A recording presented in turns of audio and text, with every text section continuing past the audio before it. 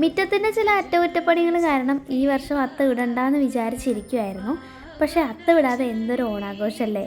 അത്ത വിടണ്ടെന്നുള്ള ഒരു തീരുമാനം ആയിരുന്നതുകൊണ്ട് തന്നെ അത്തത്തിൻ്റെ ഒരുക്കങ്ങൾ സ്റ്റാർട്ട് ചെയ്തത് തലേ ദിവസം നല്ല വൈകിട്ടായിരുന്നു കേട്ടോ.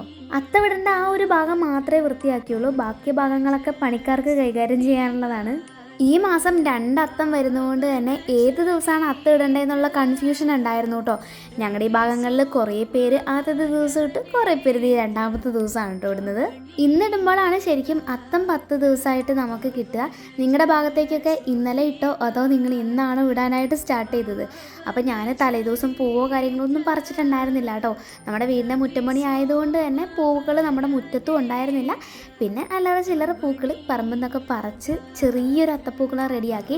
ആദ്യത്തെ ദിവസം മുക്കുറ്റിയും തുളസിയും മാത്രം വെച്ച് ഒറ്റ റൗണ്ട് അത്തമാണ് ഇടേണ്ടത്. പക്ഷെ ഭംഗിക്ക് വേണ്ടി ഞാൻ കുറച്ച് കളർ പൂക്കളും കൂടെ വെച്ചേ.